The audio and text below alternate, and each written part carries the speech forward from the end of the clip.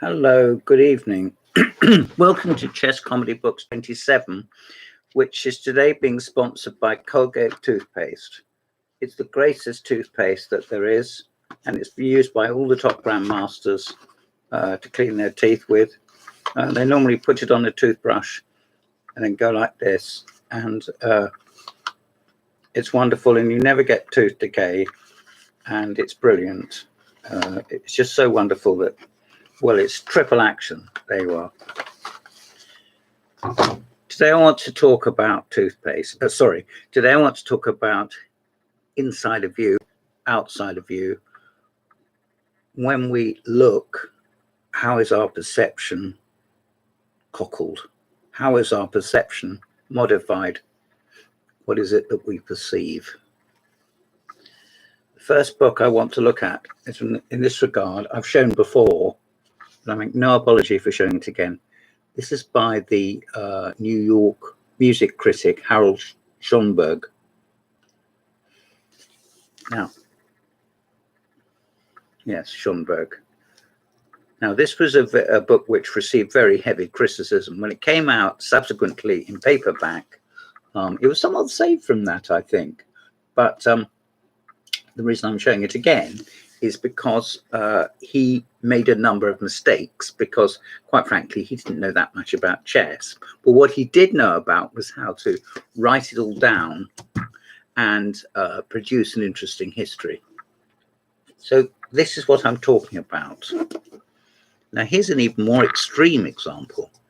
Here is the academic. Here is George Steiner.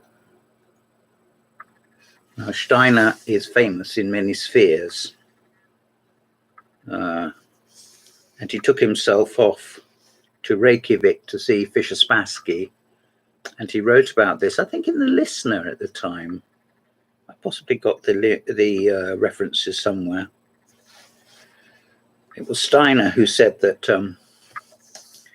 100 people witnessed the crucifixion.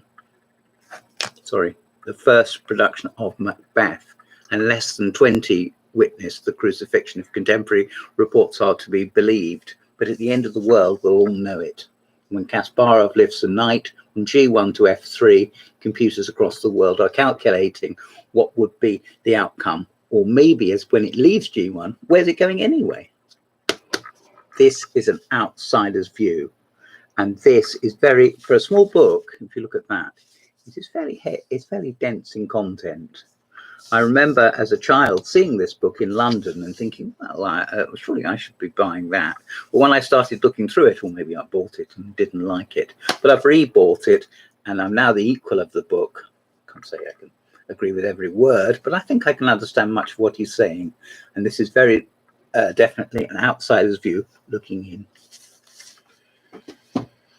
Now, here we have someone that possibly David Schenk didn't take his job or his undertaking.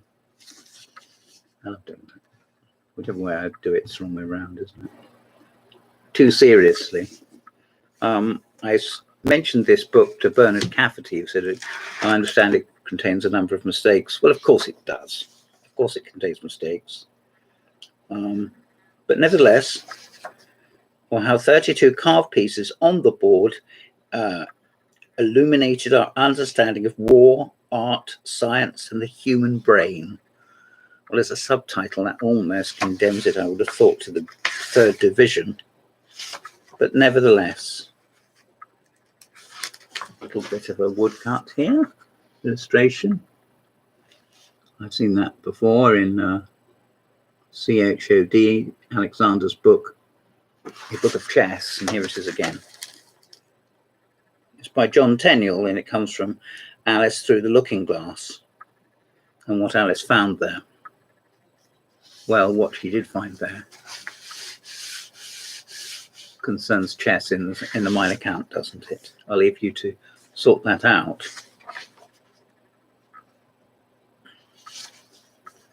Chess and its origins.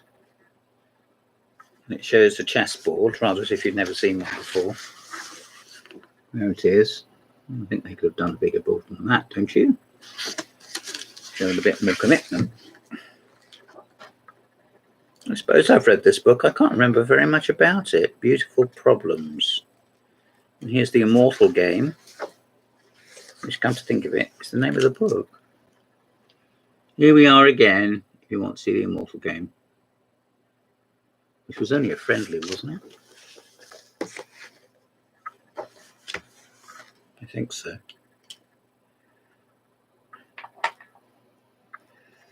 Now the casual game, Anderson, Kaiseritsky.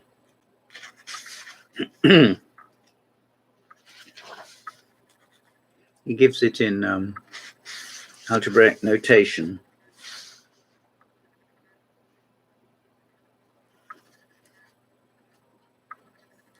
And here's The Immortal Game.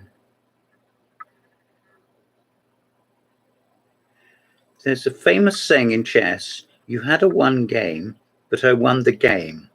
Well, if that's a famous saying in chess, so would you mind moving your coat because it's on my chair or something?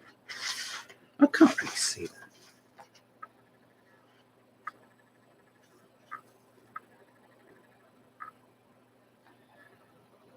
I have learned, begin with essentials and unexpected sparks. I'd like to begin by gratefully acknowledging those who helped kick off this long project. Watching the illusionist Ricky Jay in a live performance one evening in New York, I found myself captivated by his blindfolded knight tour, moving a knight to every square on the chessboard without looking or landing on any square twice. Well, that is the sort of thing that Koltanowski used to do, didn't he? I can't help thinking that that's not much to do with anything, but it's clever and I can't do it, so what do I know? I'm looking at this book with unseeing eyes. The rules of chess in the appendix at the back. Well, I'm sure that if you've read all the way through to page, let me get this right, 245, and you didn't know the rules of chess, you'd be unerringly grateful to him. And here's a game of Steinitz's, which from Hastings, 1895. Explains not only the addictive power of chess, but its shockingly important Zelig-like role in the history of mankind. What a load of rubbish. Anyway, he has every right to publish a book, which is prettier than anything I've ever written. Now we come up to date. Now we are in a different league. Maybe a category of its own. Here we have Mr. Stephen Moss, who unfortunately, even though I went to see him at the Guardian with Adam Ralph, we didn't get to see him. He wasn't there at the time. This is very definitely an outsider's view looking in, but it is done with great care and friendliness. And he does play, I hope he still does actually, he does play a bit of chess competitively. Let's see if I can give you a summary of what's in the book. From Bournemouth to Bunniesville, Art and War on the Road to Torquay. In other words, the two British championships. The Battle of Hastings, going Dutch, from Russia, with angst. Meet me in St. Louis, awakening in Aberystwyth. In other words, the British championships. Fail again, fell better, the post-mortem. He explains algebraic notation, his 10 key games, and the acknowledgements and the index. And a number of my friends, though sadly not me, are mentioned here. He, rather than attempt something as grandiose as, rubbing shoulders with the great, he actually comes down to earth and talks about himself and the games that he played and the feelings that he had and the places that he visited, hence Aberystwyth, Bournemouth, and so forth, and Torquay. There we go.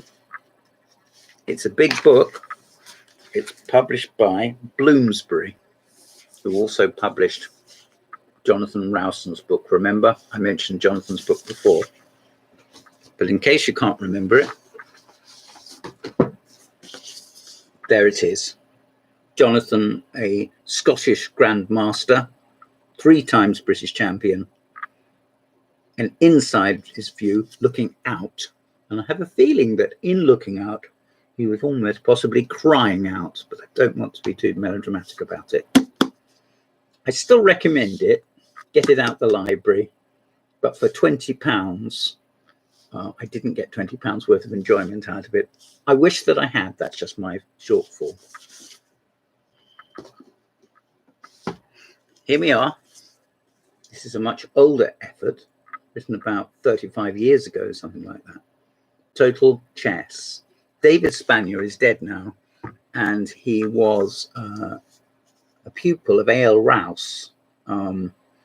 He was a European Journalist of the Year also, and he took to chess, playing blitz friendlies and so forth, fairly late in life. In his book Total Bridge, which he wrote, he mentions the en passant and playing in London, and the smell of fish, and also urine, if I can't use the word piss.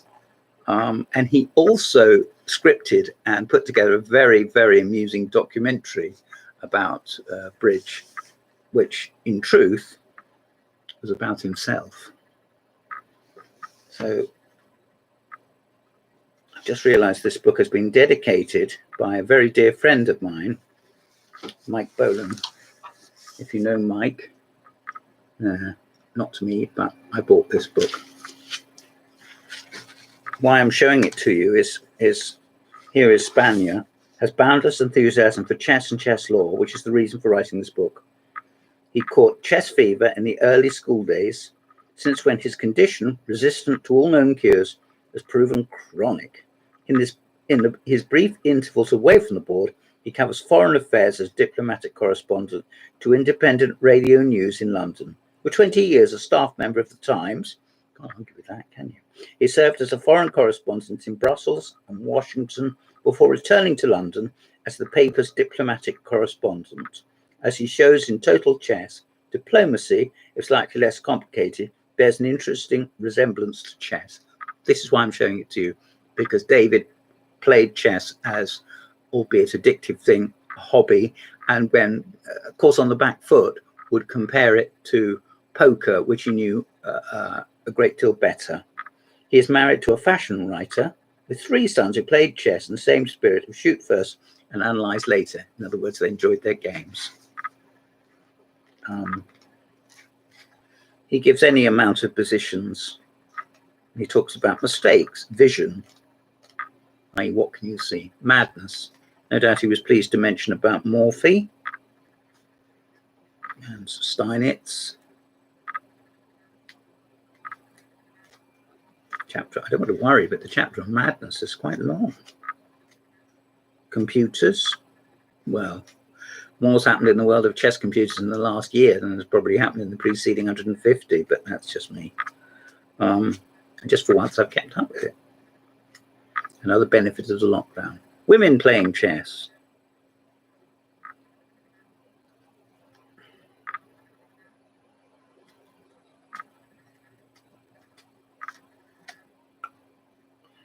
Expected number of men in the population. IQ above 130. Don't think I'll sign up for that. Yeah. Politics in chess. I'm talking about FIDE machinations and the world governing body FIDE. Bobby Fischer, that awkward sod. Jews. Well, that's a word we almost fall back from uttering, isn't it? Jews. Here he is. I expect he's Jewish himself, or was. The Soviet mind. But the iron had entered the soul. He realized this was his obstinate nature, He would have to make a radical change. A chess player's span is limited. The time would come when he would be playing less strongly, and then the authorities would demote him. Should he submit an application to emigrate to Israel? For the moment, in anticipation of the next World Championship cycle, he was sent abroad. Not a hardship, but maybe not quite what he planned or wanted. Talking about Korchnoi. And here is the results of the USSR versus the rest of the world match. There we are.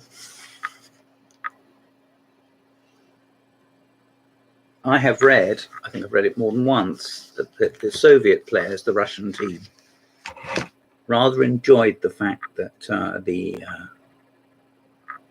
their colleagues were losing. Well, if you believe that, you'll believe anything, but possibly it's true. I just don't know. I don't like to think that, do you? I think that's a bit unkind. Right. This has been Comedy Chess Books 29. I'm James Pratt, a little bit less formal today, this evening. Hope you've enjoyed everything, and see you again soon.